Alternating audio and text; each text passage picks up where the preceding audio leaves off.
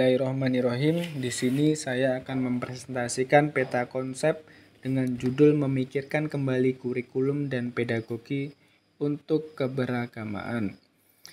Poin pertama yaitu refleksi siswa dan transformasi ganda dalam pendidikan. Terdapat 2 poin. Yang pertama, siswa semakin beragam. A. Kelas semakin beragam terdiri dari siswa dengan berbagai latar belakang. B. Konten kurikulum tradisional perlu diperkaya dengan perspektif baru dari studi wanita, budaya, dan multikultural. C. Guru perlu menjadikan pendidikan sebagai pendidikan yang bagi semua siswa termasuk mereka yang merasa pendidikan tidak dirancang untuk mereka. Poin kedua, tantangan bagi guru yaitu A. Guru tidak hanya perlu memasukkan berbagai perspektif ke dalam kurikulum tetapi juga terlibat dalam praktik pedagogis yang melibatkan suara siswa sebagai sumber belajar. B. Guru perlu menghindari mengelola atau mengendalikan siswa melainkan memfasilitasi pembelajaran. Poin yang kedua, teori fase feminis sebagai kerangka kerja. Terdapat 2 poin yaitu 5 fase pemikiran tentang perempuan dalam kurikulum dan hierarki dan interaksi fase. 5 fase pemikiran tentang perempuan dalam kurikulum. Terdapat 5 yaitu kurikulum yang ditetapkan untuk laki-laki adalah asumsi bahwa pengalaman laki-laki bersifat universal dan mewakili kemanusiaan. Selanjutnya, kurikulum kontribusi adalah menambahkan kontribusi perempuan ke dalam kerangka laki-laki tanpa mengubah asumsi dasar. Selanjutnya, kurikulum bivokal adalah melihat dunia melalui mata perempuan dan laki-laki, mengakui perbedaan tetapi masih dipertahankan pandangan dualistik. Selanjutnya, kurikulum perempuan memandang perempuan sebagai pusat perhatian, meneliti pengalaman, perspektif, dan suara perempuan. Yang terakhir, kurikulum yang seimbang gender adalah memperhitungkan pengalaman, perspektif, dan suara perempuan dan laki-laki serta interaksi gender dengan faktor lain seperti etnisitas, ras, budaya, dan kelas. Poin yang kedua, hierarki dan interaksi fase. Terdapat 2 poin. Yang pertama, fase ini bukan linear, melainkan saling berpotongan dan berinteraksi. Yang kedua, guru, akademisi, dan pengembang kurikulum perlu mengajukan dan menjawab pertanyaan-pertanyaan spesifik pada setiap fase. Yang C, contoh penerapan dalam berbagai mata pelajaran. Terdapat 3 poin. Yang pertama, seni bahasa adalah menganalisis sastra anak. Yang kedua, sains adalah mengatasi ketakutan terhadap sains. Yang ketiga, sains sosial mengintegrasikan ruang publik dan privat. Seni bahasa adalah menganalisis sastra anak. Terdapat 2 poin. A.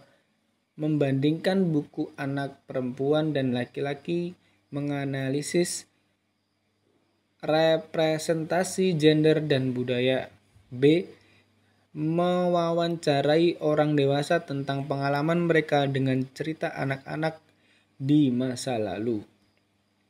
Poin yang kedua, sains mengatasi ketakutan terhadap sains. Terdapat 2 poin. A. Melakukan survei untuk meneliti persepsi siswa terhadap sains dan matematika. B. Menganalisis perbedaan gender dan membuat rekomendasi untuk mengurangi rasa takut terhadap siswa. Poin yang ketiga, studi sosial. Mengintegrasikan ruang publik dan privat. Terdapat 2 poin. A. Mempelajari bagaimana perang memengaruhi kehidupan keluarga dan individu. B. Menyelidiki sejarah pekerjaan keluarga dan membandingkannya dengan sejarah pekerjaan kolektif. Selanjutnya, poin yang keempat adalah analisis 4 tema dalam kurikulum yang seimbang gender. Terdapat 4 poin, yaitu penguasaan, suara, otoritas, dan posisi.